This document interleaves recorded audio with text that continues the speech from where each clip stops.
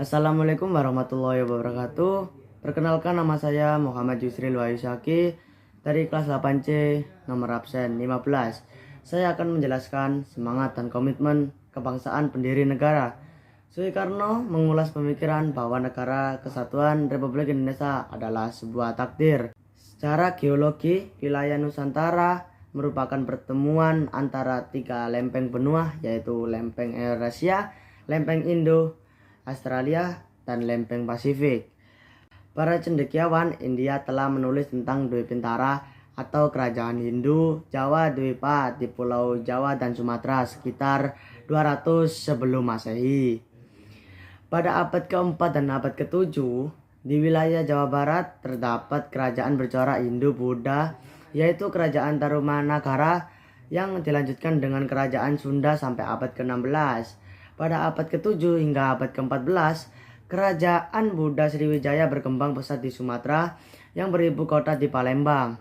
Pada puncak kejayaannya, Sriwijaya menguasai daerah sejauh Jawa Barat dan Semenanjung Melayu. Sebutan Nusantara diberikan oleh seorang pujangga pada masa kerajaan Majapahit. Kemudian pada masa penjajahan Belanda, sebutan ini diubah oleh pemerintah Belanda menjadi Hindia Belanda. Dalam buku 4 Pilar Kehidupan Berbangsa dan Bernegara pada tahun 2012 dijelaskan bahwa Indonesia berasal dari bahasa Latin Indus dan Nesos yang berarti India dan pulau-pulau. Berikut ini contoh tokoh bagaimana keras dan sulitnya perjuangan pendiri negara, yaitu Muhammad Hatta dalam memperjuangkan kemerdekaan bangsa Indonesia. Muhammad Hatta lahir pada tanggal 12 Agustus 1902 di Bukit Tinggi, Sumatera Barat.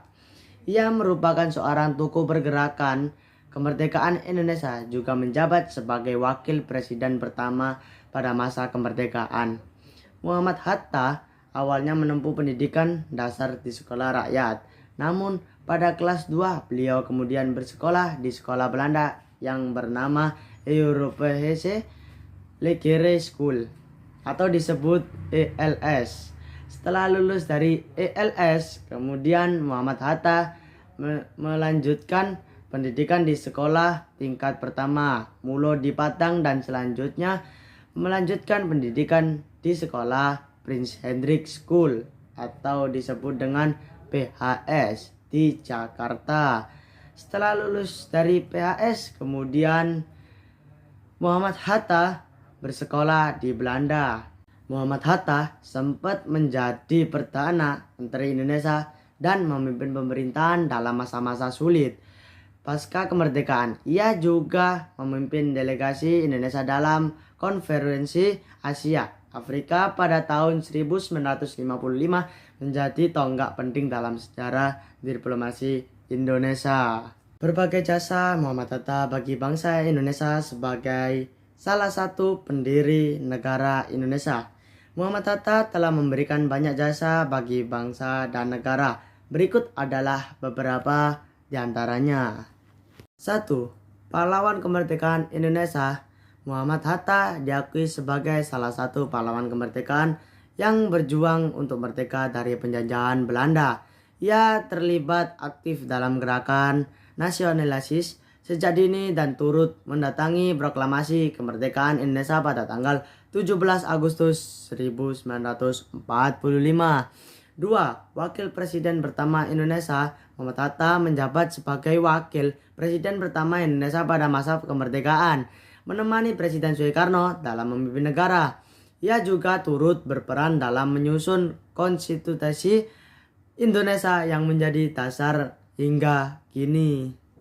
Begitulah profil singkat dari pahlawan Muhammad Hatta. Sebagai penerus bangsa, terus semangat dan berjanjilah pada diri sendiri bahwa kamu bisa. Lakukan apa yang harus kamu lakukan sampai kamu dapat melakukan apa yang kamu inginkan.